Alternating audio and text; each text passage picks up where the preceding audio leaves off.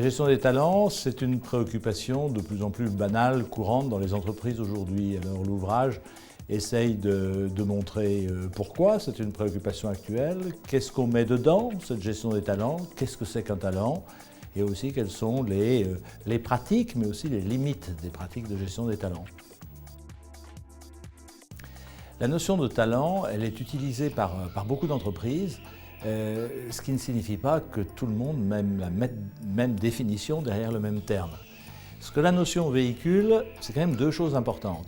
À la fois, tout ce que la personne peut avoir d'unique, qui la distingue des autres.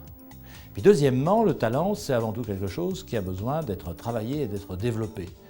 Donc je trouve que la notion des talents rompt avec la notion traditionnelle de compétence que l'on avait ces 20 dernières années, parce qu'une compétence, ça se définit et je peux mesurer tout le monde sur la même compétence. Je peux dire que sur une compétence X, eh bien, vous êtes meilleur ou moins bonne que la personne qui est à côté de vous.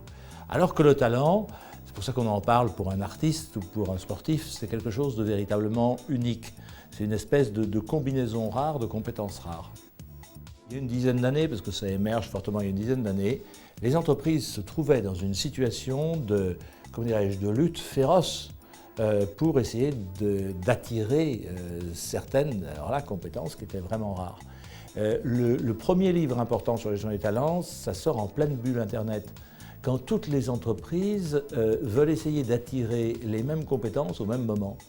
Et c'est là que la notion de talent apparaît, parce que les entreprises se rendent bien compte qu'elles vont devoir se bagarrer au même moment pour les mêmes personnes.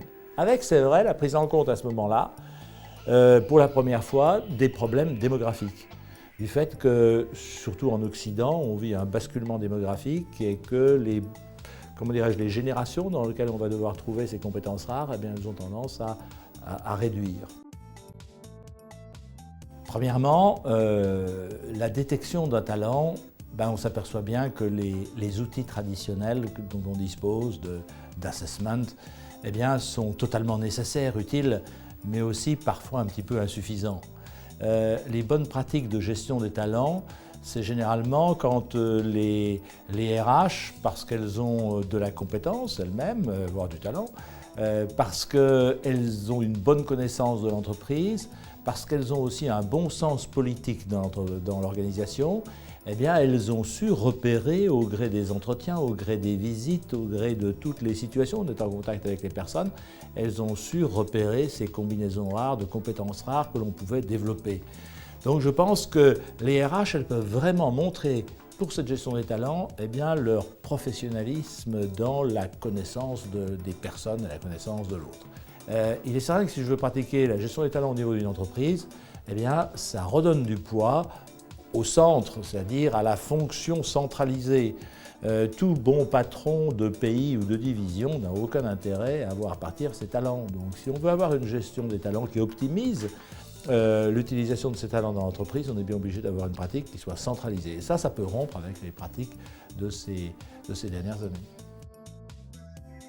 Une des limites de la notion du talent, c'est d'être tellement centré sur la personne, avec ce qu'elle a d'unique, c'est ce que je disais tout à l'heure, il est bien certain que le risque, ce n'est pas simplement d'avoir des gens excellents, c'est encore faut-il qu'ils aient la capacité de travailler avec d'autres.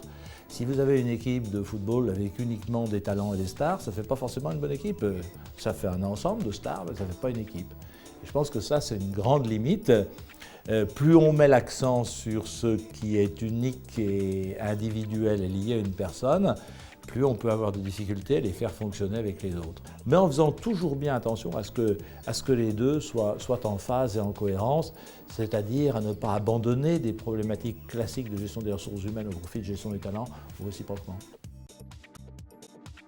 Le talent, c'est du don, mais c'est quand même beaucoup de travail. Une des grandes difficultés aujourd'hui pour les générations nouvelles qui arrivent sur le marché du travail, c'est qu'elles n'ont pas forcément cette expérience de la vie collective qu'attendent les entreprises. Autrement dit, on a vécu énormément de choses différentes. On a une très grande expérience, très large. Le seul problème, c'est que quand vous êtes dans une entreprise, vous ne savez pas combien de temps vous allez y rester. Autrement dit, même si chacun d'entre vous, mais enfin c'était vrai à ma génération, quand on commence à travailler, on se dit quand même dans cette espèce d'entreprise d'idiot, dès que je trouve quelque chose de mieux, je pars. Tout le monde a toujours pensé ça. Le problème, c'est que parfois, 20 ans plus tard, on y est encore. Donc on a bien besoin de faire l'apprentissage, de savoir fonctionner sur le long terme avec des personnes que l'on n'a pas forcément choisies, que l'on n'aime pas forcément, que l'on rayerait de son Facebook si on avait la possibilité, ou que l'on n'accepterait jamais comme ami, mais on est obligé de travailler avec.